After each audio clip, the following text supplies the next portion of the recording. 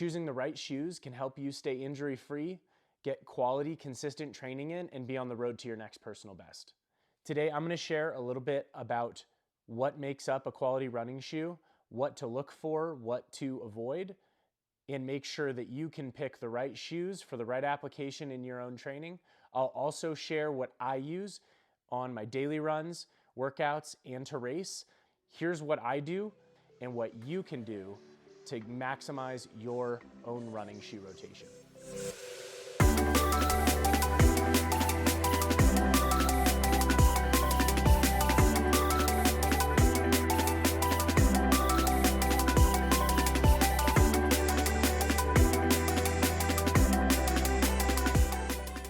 So to make this easy, I've set up 5 different categories to break down your running shoe rotation. The first one is going to be easy recovery shoes. Now the purpose of a recovery or like truly easy day running shoe is going to be to maximize your recovery on those runs, to make sure that you are properly supporting your body physiologically and you're not prioritizing other things like weight savings or responsiveness, etc. This is a really great like daily trainer category that is going to maximize all of those things that your body needs to support consistent training over time. Weight is not important. They need to provide good support, but not be overly squishy and plushy, because that can stress different areas of your foot and your lower leg. So I like something that is usually pretty good stack height, like moderate to high cushion and stack. What drop is less important, that's very personalized. And then overall, it's probably going to be a little bit of a heavier shoe, which is totally fine because you're not going to be running fast. This is really prioritizing the recovery component of your training and your daily runs. The only like fast running you would do in an easy like recovery day shoe would probably be something like strides, which are so short in duration, and it doesn't really matter how heavy the shoe is, because you're really just prioritizing efficient movement for a brief period of time, and then you're coming back down to that slow pace.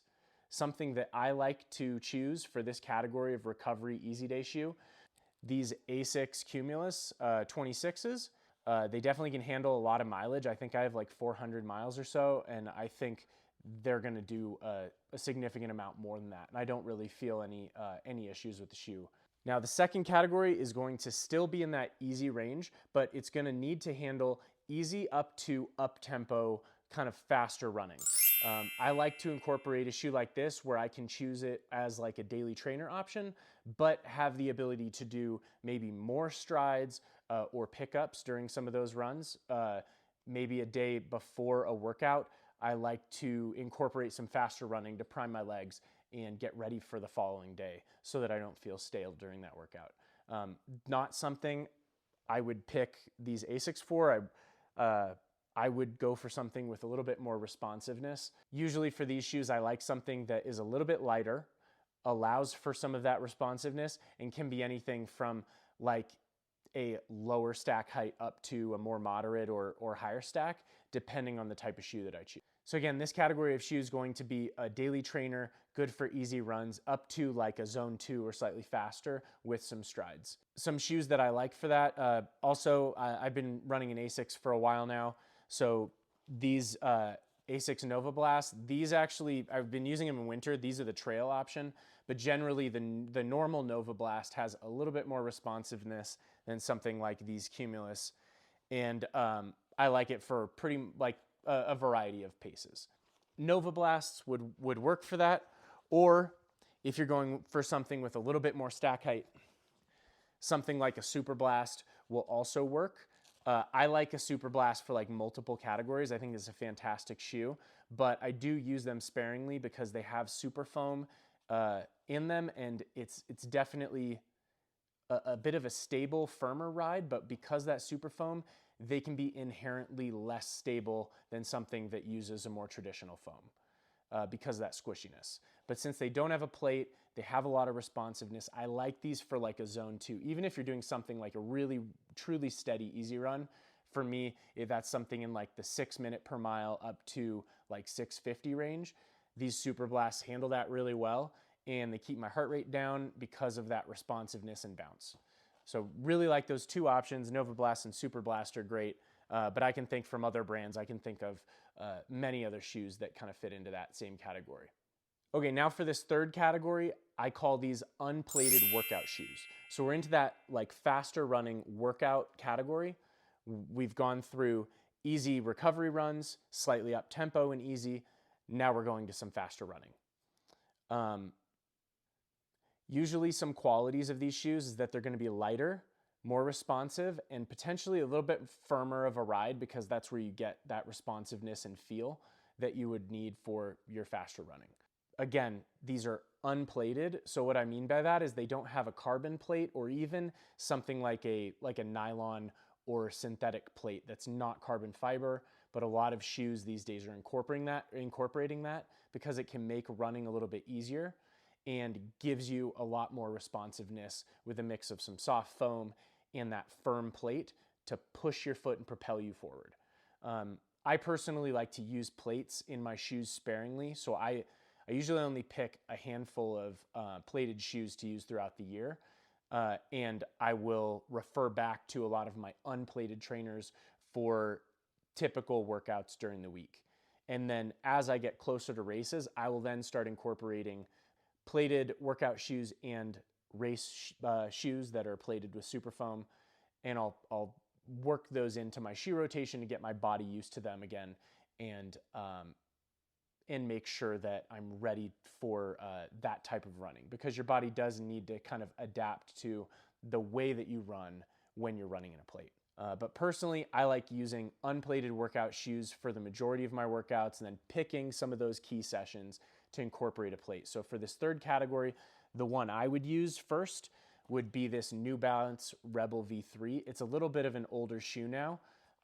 It's 2025 right now. This shoe, I think, came out several years ago, and it has a fantastic outsole. It's extremely light, so it feels as light as some of the super shoes that are out there. However, the foam is just typical foam. It's not like a super foam, but it still feels very bouncy and soft, and it's kind of a moderate stack height, you can see, but it's definitely not high.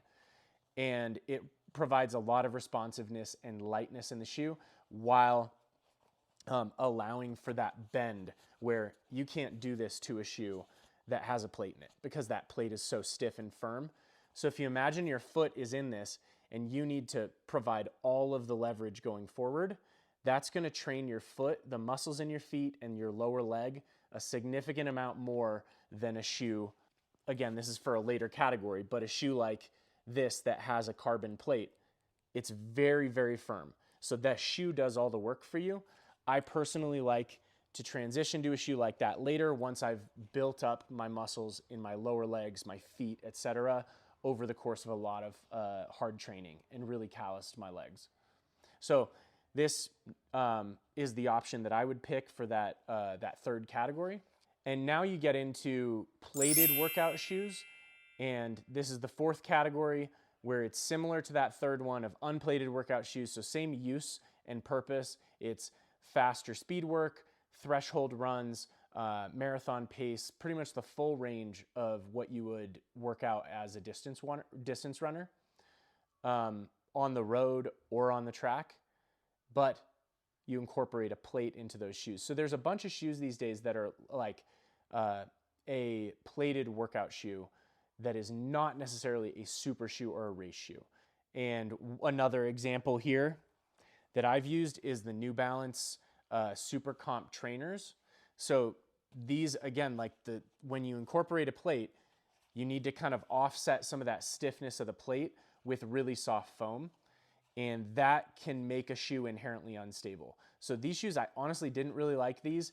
You can see the bottom, like the plate is positioned really weird, where the foam just got so chewed up from the roads out here because they're very rocky.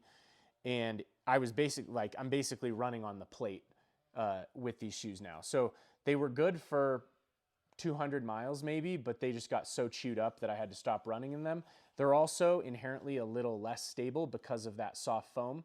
So if you're able to find a shoe that has maybe a little bit firmer of a foam, but not necessarily a super shoe, with a plate that you could work out in, It's a great option to incorporate like 1 to 2 times per week, or even some of your race shoes, to incorporate those once to twice a week. But I wouldn't go over twice a week because that plate can potentially create imbalances in your feet and your lower legs, which can cause injury. So I try to mitigate that as much as possible by using something like this that, again, is much more pliable and allows for your body to do the work versus the shoe to do the work. And so the fifth category is race shoes. Race shoes are very self-explanatory. Purpose, racing. Another purpose for these would be in training. You can use them for bigger quality sessions where you need to have a lot of volume at a harder pace, so that super foam can take a lot of the impact off your lower legs, allow you to recover faster. That's a great use for race shoes in training. Again, I wouldn't do that more than like once a week in race shoes, but that's more of a personal preference, and I've had experience getting injuries from overusing super shoes in the past, so I tend to avoid that.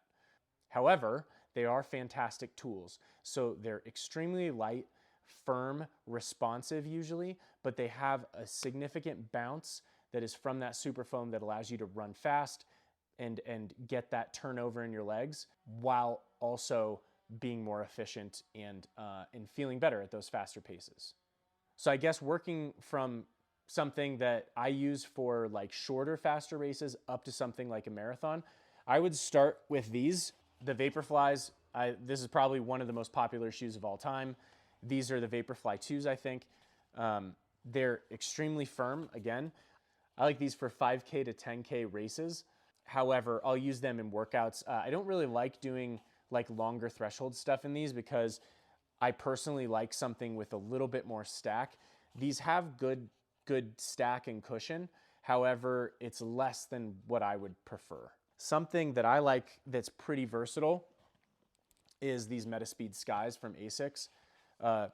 Really awesome shoe, just very responsive. I like the bounce off the toe, and it really propels you forward. They're pretty aggressive. However, at threshold pace and slower, so like lactate threshold around my like half marathon pace and then up to a marathon, these feel less efficient than something like. So these Alphafly 3s, I ran my last personal best in these in Berlin. I ran 2:28 at the Berlin Marathon. That was an awesome, big PB for me. I probably will continue to wear these, but I'm also trying some other shoes as I continue to try and get faster and find the right marathon shoe for me. I feel like these are very efficient. They feel almost as efficient as the Alphafly 1s felt to me. So I think Nike does a really good job with them. Very bouncy, a lot more stack. They've got those air cushions in the front, and the rear, if you're a heel striker, they have like tons of squish in the rear. The only thing is if you run in these all the time, they are inherently unstable. These shoes, the 3s, are more stable than the 1s. However, they are inherently unstable. So if you have any stability issues where you kind of pronate or supinate with your foot, you run in these all the time, you could cause some stress-related injuries. And since plated shoes are so popular right now and everyone wants the latest technology, I'll just highlight a few things of when to use super shoes or plated shoes and when to not use super shoes. When to use super shoes, you can use them up to 2 times per week. I think that's very fair as long as you're incorporating a lot of strength and you have the right daily trainers in your rotation to keep your feet strong and your lower legs strong. You can use them in key workout sessions to make sure that you're maximizing the benefits from those sessions, and you're also recovering well because the super foam will take a little bit of the impact off your legs. I'll caveat that with if your goal is to callus your body and callus your legs and do a lot of hard work in your training block before you get to your marathon and you start using those super shoes more, I personally would lean to something without a plate so that you're really challenging yourself. You're not getting used to how easy running is in a super shoe. And then when you transition to the super shoe, you're gonna really surprise yourself.